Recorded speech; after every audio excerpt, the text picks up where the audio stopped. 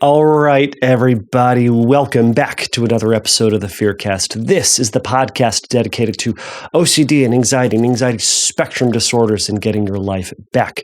I'm your host, Kevin Foss, and I'm a licensed therapist specializing in OCD and anxiety disorders. Thank you all so much for joining me today. This is a question and answer-based podcast where you, the listener, get to send me, the therapist, the podcaster, questions about OCD and anxiety disorders, and I will listen to them, consider them, read them, consider them, and likely put them up on a future episode. Go over to fearcastpodcast.com and you can learn more about that there. You can also certainly go over to Instagram. I am Fearcast Podcast over there, and you can send me a message there with your question, which is what has happened today with C's question. So I'm going to answer that in a little bit, but what's actually interesting about that is that it has something to do with depersonalization and derealization. Specifically for her, she cites depersonalization. And that's something that has come up quite a bit on past questions or past concerns. And I haven't spent a lot of time talking about that. I think it's well overdue for me to do an entire episode on depersonalization and derealization. So that is going to be in the works at some point. I've said that before. I know I have, but I'm going to address a little bit of that today. But before I get into it, so I know I keep saying that I'm going to be doing more and more stuff on YouTube and posting some of the videos so you can kind of see or have a visual part of it. And so the last two episodes have not gone up on YouTube. Here's why. I set everything up. I've got my camera. I've got my audio set up. I got my microphone. I got the whole thing. I do the whole recording. It records the audio, but then the video disappears. I am, needless to say, frustrated by that process, but here we are. It's what happens. So here's what I'm doing today. It's happened 2 weeks in a row. And I think I figured out what the culprit is. So I've tried to eliminate that. But I've got my regular camera set up and I've got a backup camera set up. We're going to see if I get it done. So we'll see. Let's all hope it works, because I hope it works. But if not, it's just going to be audio, and it's going to be like it's been for the past 7 years or however long I've been doing this. Anyways, so that's been my frustration lately. I hope everybody is doing well. I hope everybody handled and dealt with and had a good Easter, if that's something that you celebrate. I hope everybody had a good and a fun Passover, if that is something that you celebrate. I hope everybody just had a good week. If you don't celebrate anything, awesome. So, and I hope everybody is managing and dealing with and facing their fears as best they possibly can. And again, that's the whole purpose of this here podcast. So before I get into the actual question, I'm going to play a little interview I had with Erika McCoy, where so she is an advocate for the IOCDF, the International OCD Foundation, and for the upcoming conference in Chicago, she is running something called Creative Corner. So we are going to be talking a little bit together about what the purpose of this project is, why she put it on, where it came from, and what she's hoping to get out of it. So I think I am always wanting to promote art and expression and connectivity and community, and that's exactly the goal of this whole program and thing that she's got going on, for lack of a better word. So listen to the interview. I'll play that here in just a moment, and then I'll get into the question.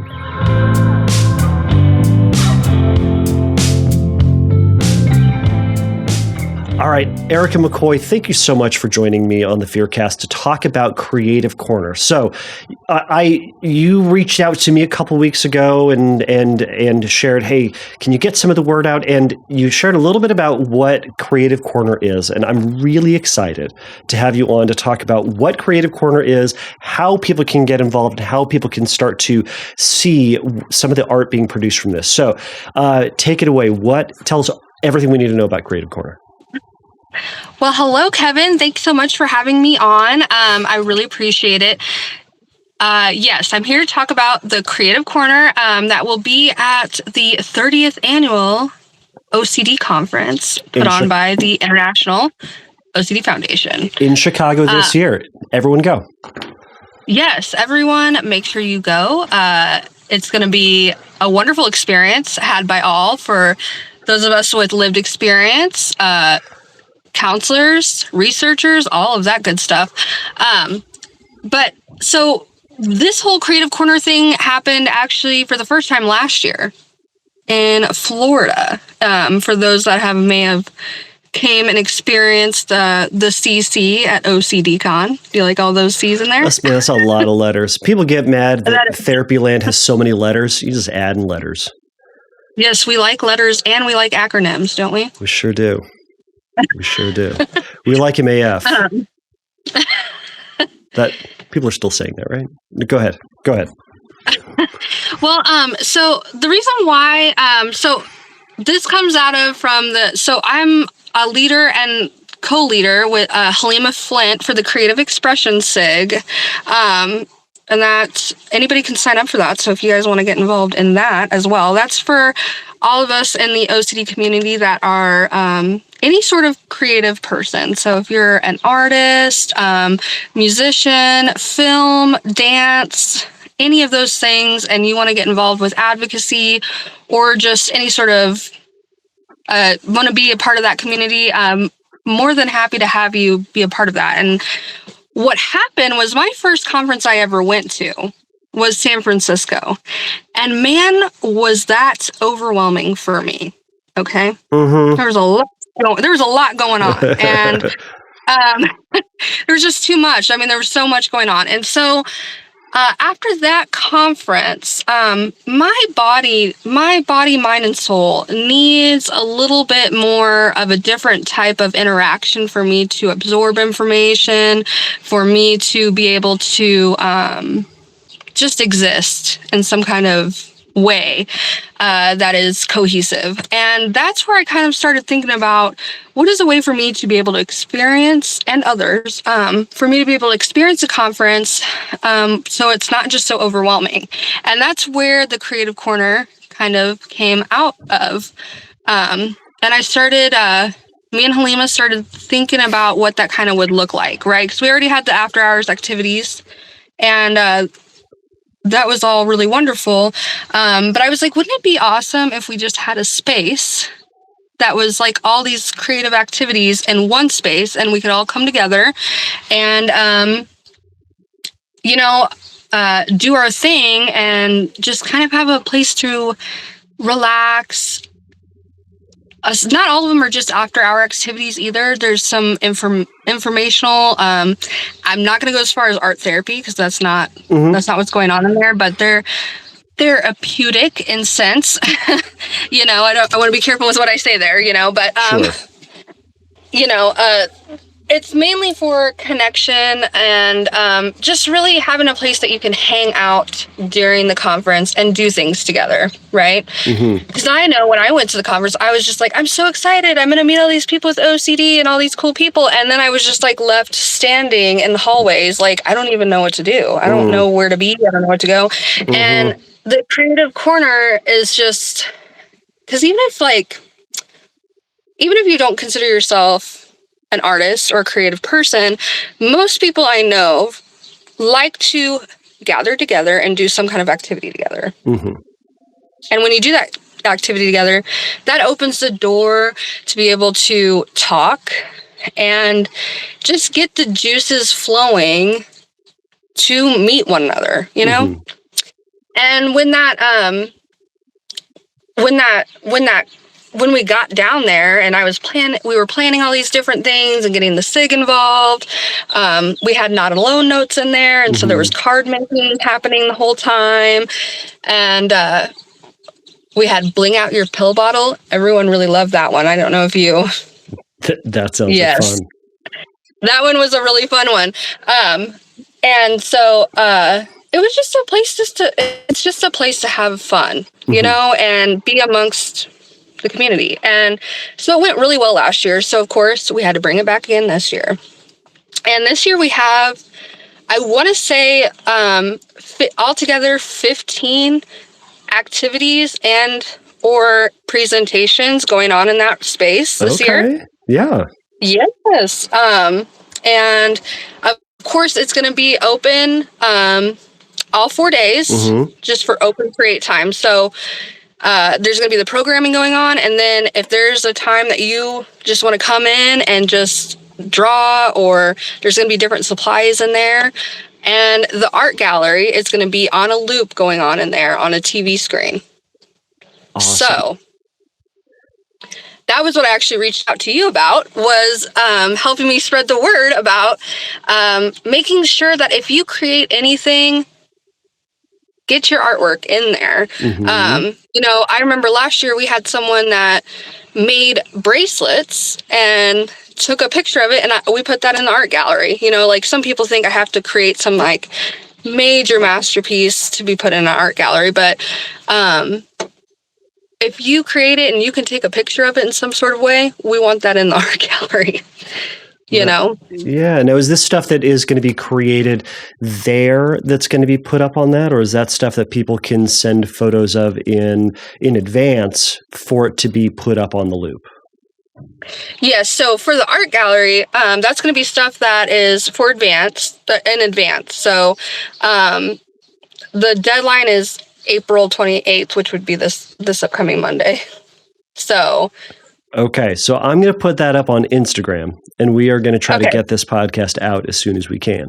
But if we can, so for other listeners out there, if you're getting this on Monday, because this will come out on Monday, or it will come out likely Sunday night after all my family goes to sleep and I actually have time to do it. Point is, it will be out. And if you have, all right. So Erika, if people do hear this, they see it on Instagram, they see it everywhere, and they want to put their art in the gallery, how do they get that art to you? Absolutely. So in my bio, I have a link to the form, to the IOCDF. On your bio, where's your bio? On the IOCDF website. My bio is, I meant in my Instagram bio, sorry. Got it. There's a form. The IOCDF has a form that you have to fill out. And then you put your artwork in the form. Awesome. All right. So everybody, you hearing that? So you got to find Erika's Instagram, which is Creativity plus MHA, Mental Health Advocacy. Perfect. Find her, follow her, and then press follow the link. Go find the form. Submit your art, or if you're going to be in Chicago this year, go find her. Go find the Creative Corner and put up and meet some people. Put some art together. Creatively express yourself and meet some people. Yes, and I hope people realize too, what I found, because for me, I had to do ERP by myself. Yes, yeah. And which is unfortunate. It was just my what I had to do because of my financial situation. Mm-hmm. Okay, and what I did most of the time was I used art for a lot of my exposures. Tell me about that. What did that look like for you? What did that look like for me? Yes, of course. And what I mean by that. If you're okay with that. Oh, I am fine with that, Kevin. Okay. I realized we didn't talk about this in advance, so I don't want to ask you to do something that you're not comfortable to do. But so if you're cool with that, I'm an open book. But what I did a lot of the time, like one example, especially because I had, some, like I guess you would call it imaginal exposures, possibly. I don't know. You're the professional, not me. Yeah, that's what we call them. But so one of my things that I was just always had a big, my hierarchy, I guess, was about a fear of ending up in hell. Mm-hmm. Right. So one of the big pieces I did is that I actually painted myself in hell. It sounds super fun. It was probably a blast to do. It was challenging. It was challenging. But it was very challenging, but by using the skills that I have and using art as a conduit, it really helped me to be able to do that exposure in a way that was really meaningful for me, other than, maybe writing. I mean, I'm not big of a writer, honestly. So other than like maybe writing a script or something like that. And that's Awesome. And I think that's, you bring up a really good point. And this is one of the things I love about the idea of the creative corner is that, when we talk about in therapy, I talk about it on the podcast, it's like we talk about exposures and I'll talk about scripting and we'll talk about challenging cognitive distortions or, other therapeutic things. But one of the things that's absolutely helpful and can be incredibly effective for a lot of people, it sounds like certainly in your case, is to use the creative abilities that you have and the skills that you have available to you to engage therapy in a new and different sort of way. So, for a lot of folks, doing just straight up writing a script is going to be incredibly boring. They're not going to want to do it, but they're going to be more on board with drawing a picture, painting something, listening to music, writing some music. I've worked with folks certainly where we've drawn a ton of pictures and we put them up all over the office. I worked with someone who, they wrote a full piece of music and that was their exposure. So, ERP and therapy for OCD and anxiety disorders doesn't have to just be this one thing that we talk about in various books. It can be a creative outlet to embrace your fears, to face your fears, and in this way also to meet other people and share your experiences with them, and that can be an incredibly validating process in and of itself. Yeah, and I agree with that completely, and I think it also made it to where exposures weren't so scary, right? Yeah. I mean, it was like, that was one of the worst things I could think of at the time was ending up in hell. And while it was really hard for me to to paint myself there, by the time I got done and I saw how amazing it looked, I mean, I was just like, dang. I don't know. It was like a weird thing. And then when you start getting involved, I've gotten my art in galleries and stuff like that. And also, my co-lead, Halima Flint, I'm sure you've heard of her, Face Your Fears. She has some contamination things, and she does pottery. Awesome. That's a sticky, messy, yucky group or activity. Right. And so I just think, I hope when people come in and they're at the conference and, especially last year, I remember there was a lady that came in who was a hoarder. And I was so proud of her, Kevin. Listen to this. I want to hear it. She came in, we had a whole bunch of washi tape and just like paper, right? Okay. And all she was doing was just putting the washi tape on a piece of on paper randomly, right? Because creative, people think art, it has to be something grand, but I mean, literally creativity is just creating anything, right? That's all it is. And so all she was doing was just putting this washi tape on a piece of paper. But she told me she was a hoarder, and she actually ended up leaving the paper there. She didn't take it with her. She didn't acquire it.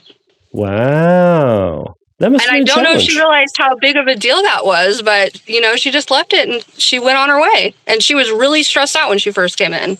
Wow. That's amazing. And so, and as I was sitting there, and that's what I love. I mean, that's the stuff that I love. I spend my time, most of the time, especially, I'm not on any panels this year, which I am a little sad, but that's okay. Because I just get to spend all my time just hanging out with the people at the creative corner and see the wins that they experience in there, whether they realize it or not. I get to be clapping for them in there, and meeting the people that come in.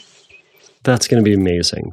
That's going to be amazing. Well, so everybody out there listening, if you are creatively inclined or at least interested in art and seeing what other people are doing as exposure, as a creative outlet for their either their imagination or just the outpouring of their soul in this. I know that sounds very grand and silly, but point is go check it out. If you're going to be at the conference, go check it out. If you have art that you want to submit, go send it Erika's way.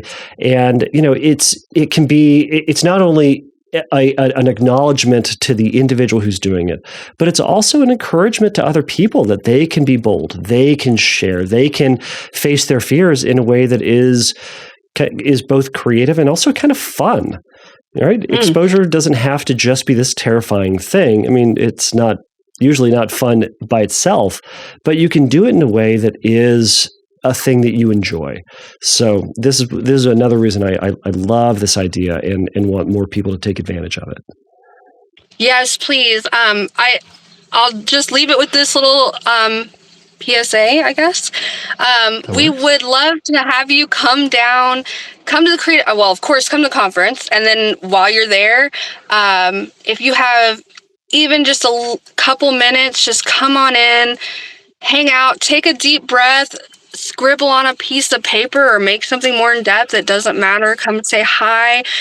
We just want you to be able to be free with yourself and just exist in there and be happy. Awesome. Well, Erika, thank you so much for joining us today and sharing this opportunity for people at the conference. Thank you, Kevin. Of course. Have a good day. You too.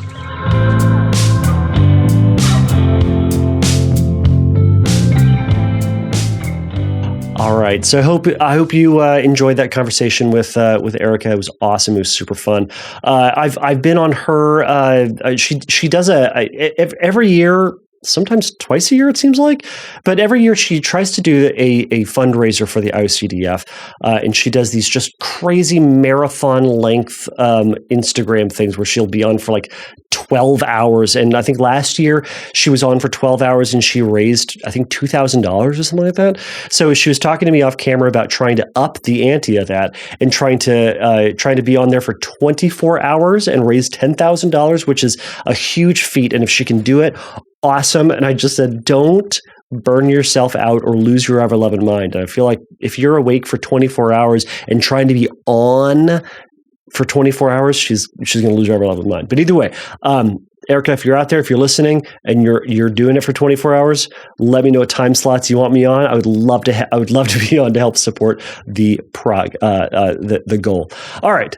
So let me get on to C's question. So C sent me this message over at Instagram, which you can absolutely send. And you can send an audio question, which typically jumps to the top of the list. But she sent me this text question. So I will read this here. So she says, I've been dealing with SOOCD and ROCD for quite some time, but it intensified, and she says, shocking, LOL. But it intensified when I got into a very healthy relationship with my now boyfriend, right as I was graduating from law school and studying for taking the bar last May. I wound up having almost a total mental breakdown, which I fortunately survived. I've been in ERP for a couple of months now, and I'm running into a roadblock: dissociation and memory loss as a result. For context, I am a child sexual abuse.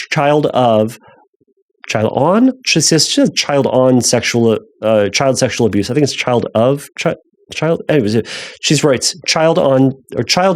No, this makes total sense now. Reading, everybody. All right. I am a child-on-child sexual abuse survivor and developed dissociative tendencies to cope with it. I also grew up in an exceptionally volatile household with one parent that was emotionally abusive and the other dealt with alcoholism as a result, ultimately leading to divorce. It doesn't shock me now that I now deal with dissociation.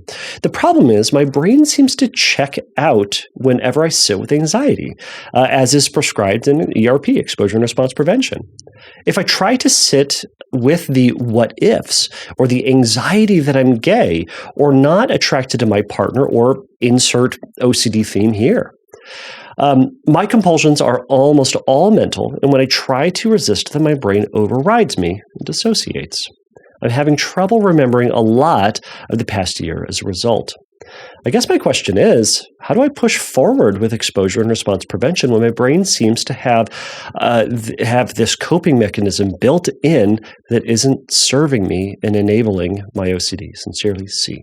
So, C, thank you so much for sending in this question. I'm so sorry for the history you've gone through, and it speaks volumes that you've gotten to where you are with the stress and the chaos and the problems of growing up. So, and the work that you're putting in, the awareness that you have into this is huge in breaking that cycle and overcoming it. So, I thank you for sending in this question, because inevitably, and this is for everybody out there, inevitably, this is going to be a question that someone else out there in the world is going to have a question about, is going to have something similar to this and want to be dealing with it. So, what can we do with this? So as everyone, maybe not everybody knows, a lot of people know, with exposure and response prevention, the entire goal is to face, sit in, approach, get closer to whatever that fear is, that feared story, right? It's exposure to whatever that fear is. Now, that can be the idea of it. That can be the thing itself. It can be a situation, an object, an idea. It can be anything. Exposure and response prevention. Pulling back response prevention, your compulsion prevention. Pulling back on anything that would undo the anxiety, make it, quote, safe, make it okay, make it whatever. Anything that would take away that anxiety. We're trying to do things that bring on the anxiety to, again, learn, number one, we can handle anxiety, and number two is our worst fear is unlikely to happen. So that can be a trick with this whole process, right? And especially see in your situation where you're saying, as you try to sit in the process of doing exposure and response prevention, you start to dissociate, start to disconnect, right? So dissociation is an interesting process that our brain does. It is a adaptive skill some people's brains learn as a coping skill for extreme stress. Now, extreme stress or extreme trauma or big T trauma, little t trauma, it is a process that some people's brains do as a way of protecting itself, as a way of protecting the person whose brain it belongs to, right? It's something that is essentially saying, look here, body, brain, self, whatever it is, what you're going through is intense. It's scary. It's crazy. It's frightening. This is too much for you to handle. So we're going to do you a solid, and we're just going to shut the systems down. We're going to disconnect you from this because whatever you're experiencing is just simply too much. And it's helpful. And for some people, it works. For some people, it is a coping mechanism that helps them get through any number of horrific tragedies or traumas. And it sounds like, from what you're talking about, growing up, that was a skill that your brain needed to develop, I'll say needed to develop, in order to survive that. And it worked too well, unfortunately. What can sometimes happen then is that your brain then doesn't let you, I'll just say, in the dissociation process, we don't then have the opportunities to learn other skills to dealing with the feeling of anxiety, to dealing with the stressors of life. And so your brain goes back to what works, right? And this process is, for the vast majority of people, is going to be a involuntary process. The brain just goes, nope, I feel this stress and strain, let's shut it down, everybody. And then it goes through the process. And eventually you kind of come back to it and feel disconnected and kind of get back into life. So it's something in this. It's important in this also to remember to practice compassion for yourself in this. You didn't reference beating yourself up or being angry at yourself for the process, but it's important in this to be acknowledging that that you didn't ask for this. And in fact, there can be compassion to your brain and almost thankfulness for your brain for trying its best and doing what it can to get you through it, right? But you can also remind yourself that those pressures, those traumas, those dangers are not present dangers. So your brain is playing the tape. It's kind of doing the same thing that it's always done, to a certain degree, because you've asked it to and because it's worked. So we need to be developing new skills. So I'm just going to briefly talk about a skill today. I'm basically just going to be singing the praises of mindfulness and giving you an idea of something that you can try. And there are any number of much, much better podcasts that talk about mindfulness and giving you exercises about how to stay grounded. But just going to talk a little bit about maybe one way that you can practice it so that you can start to do ERP in a reasonable and safe way. So first, I'm just going to read you a brief quote from Overcoming Depersonalization Disorder. So this comes from page 99 for anybody interested. So it says, depersonalization is, more or less, a failure to tap into your immediate awareness. So mindfulness allows you to give time to each of your experiences as you experience it. Taking one at a time, mindfulness helps you to accept your discomfort because nothing seems truly insurmountable if you are concentrating on only one thing at a time. Awareness is the only goal here. We don't expect you to be able to achieve total peace or to be totally happy about depersonalization or any other discomfort you face on a regular basis. Actually, the more you strive for total peace, the more elusive it will be. The goal here is to witness your life as it unfolds. So it goes on and on to also great stuff. But I think that the point in that is depersonalization is more or less a failure to tap into your immediate awareness, right? Because again, based on what you talked about, you've gone through stuff where in your immediate awareness, it was so stressful, so painful, so difficult. Your brain said, no, I'm done. I can't handle it. So it shut it down for you, right? So instead, what we need to do is to be able to practice showing yourself that you can be in the present and dealing with and managing and holding space for that anxiety. Now, sometimes, I'll speak for myself as well, OCD therapists and anxiety therapists, man, we want to go big. We want to go big and we want to go fast, right? And that can be overwhelming for a lot of people. And for some people, that can be too much too fast. Now, as I've said before, there's no such thing as a failed exposure, meaning if you gave into it or if depersonalization or dissociation happens, it's not a failure. It just tells us something. It's a room for information. It means that we need to do something slightly different. Maybe we need to start lower, or we need to work up towards something, or we need to start much, much, much more foundational and simple. And I wonder, if that's where you need to be. I wonder if your OCD therapist is starting you too high, and wherever you're at. And that may be, hey, we're going to, we're going to look at same-sex individuals and we're going to tolerate thoughts and we're going to tolerate feelings and all good stuff. But I wonder if that's too high even still. I wonder if you might even need to back it down to just simply like looking at like a rainbow flag and practicing grounded mindfulness in the process. And maybe even that's too much. Maybe it's just writing the word gay. Maybe it's just writing the letter G is where you're going to be for right now. So as an exercise, first, you'd really start to develop your mindfulness abilities. So really practicing grounding, getting in touch with all of your senses. What are you seeing right now? What are you hearing right now? What do you feel right now physically? What do you feel right now emotionally? What are the things bouncing between your ears right now? And without judgment, without criticism, without fighting against it, just being here. And before you even get into exposures, just being able to do that and saying, I can be here. I don't need to be in dissociation land to survive this. I can get through this. So you're going to practice that, and you're going to practice that, and you're going to practice that, and you're going to practice other methods of mindfulness. Again, there's a bajillion different types. I'm just giving you one very simple one, right? You can use some of the apps that'll do guided meditation that'll help you to practice being present and observing and shifting your focus, all being present in a non-judgmental fashion. And then you're going to practice that with a stressor, with writing the letter G.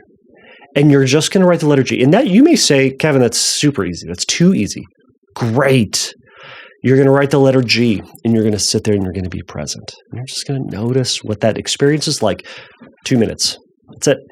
Then you're done for the day. And you're going to see if you dissociate or not. And if you're present, great. Then you're going to do it again tomorrow for 2 minutes, and then tomorrow for 2 minutes. And then you're going to do it tomorrow for 3 minutes. You see where we're going with this. And then if you can do it for an extended period of time, 5 minutes even, then we're going to try it with GA, right? Or LE, right? Depending on what the word is that triggers you. So all of it to slowly and steadily get into this practice.